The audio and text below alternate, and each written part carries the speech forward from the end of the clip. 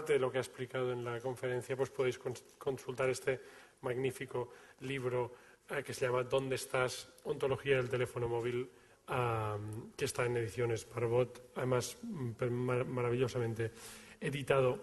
Y ahora, para acabar, podríamos decir eso tan famoso del last but not least, presento a uno de los, para mí, de los filósofos, y estos días que lo he releído en alguno de sus libros, que también voy a enseñar, parezco yo un publicista, pero a uno de las cosas que me gustaría es que salierais de aquí con ganas de leer.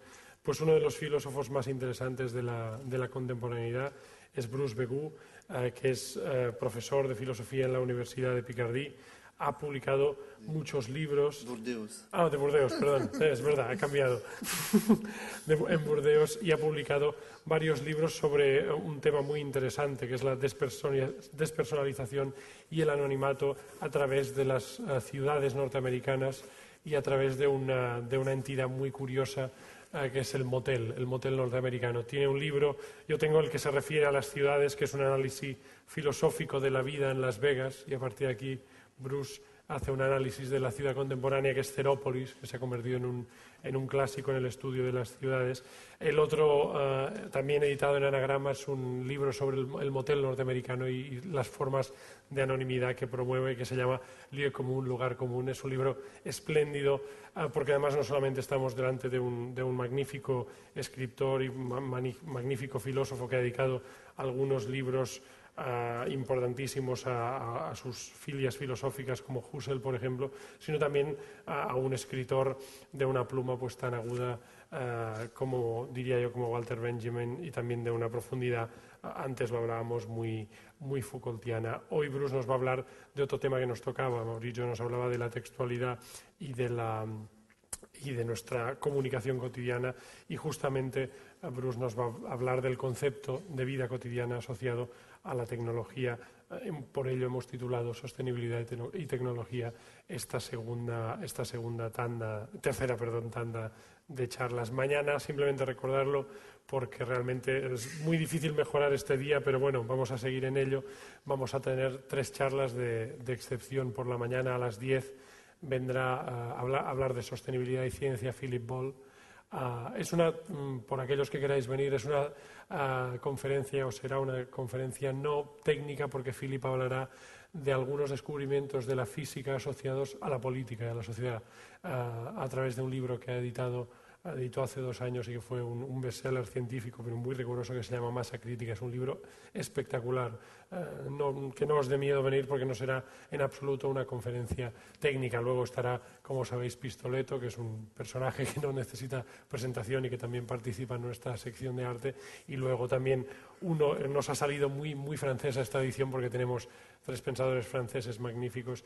Luego por la tarde, a las 5, estará Michel Onfray para hablar de una de sus filias filosóficas, que es el tema del hedonismo, del futuro de la filosofía hedonística y de la filosofía del placer. Pero ahora vamos a la vida cotidiana, a la tecnología, y estoy seguro que disfrutaremos mucho en la conferencia de Bruce Begu.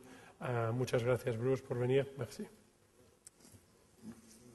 Merci Bernat, et puis je remercie aussi les organisateurs du festival pour l'invitation. Alors je suis désolé de faire la conférence en français, moi qui ai des origines espagnoles, mais puisque mes grands-parents ont quitté la Castille dans les années 20 pour quitter la misère et s'installer à Bordeaux, et justement il ne fallait surtout pas apprendre l'espagnol pour ne pas rappeler les origines modestes et misérables de la famille. Donc quand j'étais au collège, j'avais eu l'obligation de prendre anglais-allemand, mais certainement pas l'espagnol, donc je suis désolé de ne pas pouvoir parler l'espagnol.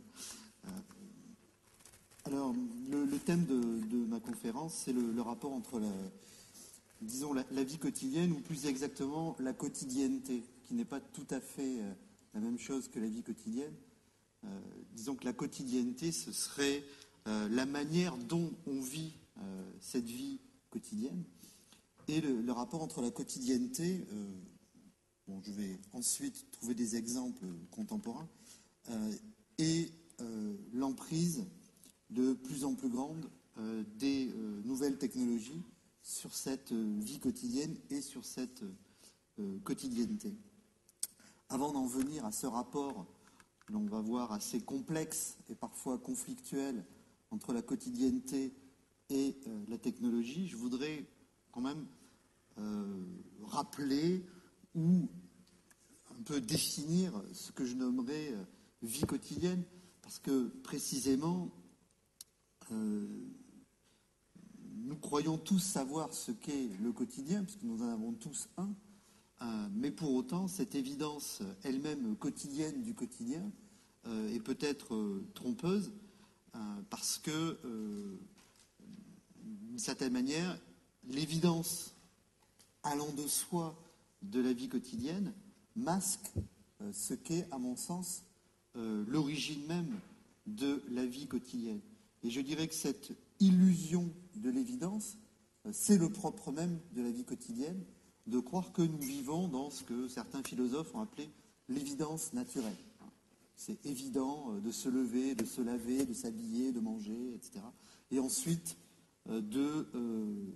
d'opérer les nombreuses opérations quotidiennes qui rythment notre journée. Alors je vais essayer de montrer que cette évidence du quotidien n'est pas si évidente que cela, et que le monde quotidien est certainement le monde le plus obscur qui soit par rapport à son évidence et à sa transparence qui semble être première.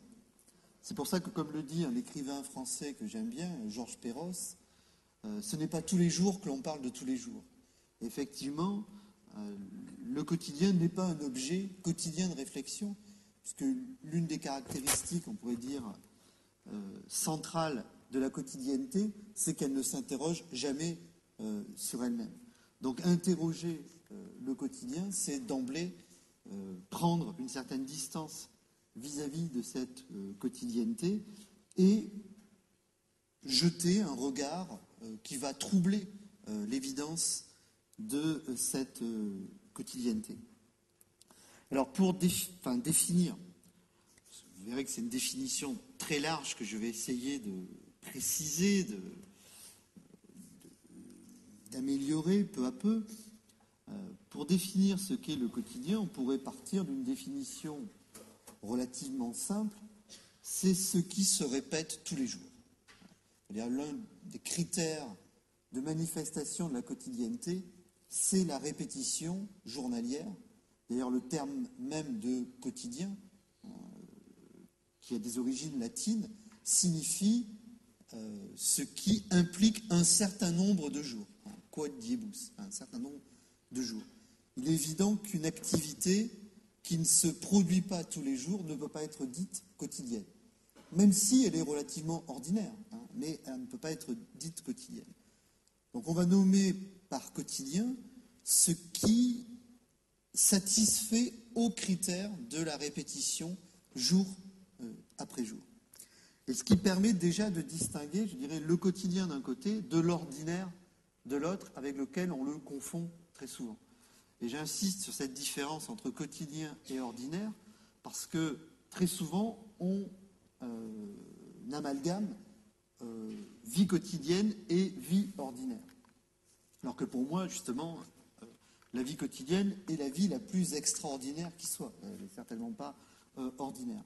Pourquoi faire cette distinction ? Parce qu'à mon sens, le concept d'ordinaire, qui d'ailleurs dans la philosophie contemporaine est un concept qui devient massif, notamment dans la tradition anglo-saxonne, théorie du langage ordinaire chez Austin, chez le second Wittgenstein, chez des philosophes américains comme Stanley Cavell, etc. Tout un discours sur l'ordinaire qui, à mon sens, masque le discours sur le quotidien. Et l'ordinaire et le quotidien, ce n'est pas tout à fait la même chose. Pourquoi ? Prenons un exemple lui-même quotidien. Enfin, il n'est pas quotidien pour moi, vous allez voir pourquoi. Un rasoir, pour se raser. Moi, je ne me rase pas, je choisis de porter la barbe justement pour éviter cette corvée quotidienne qui est de se raser. Un rasoir, on pourrait dire, si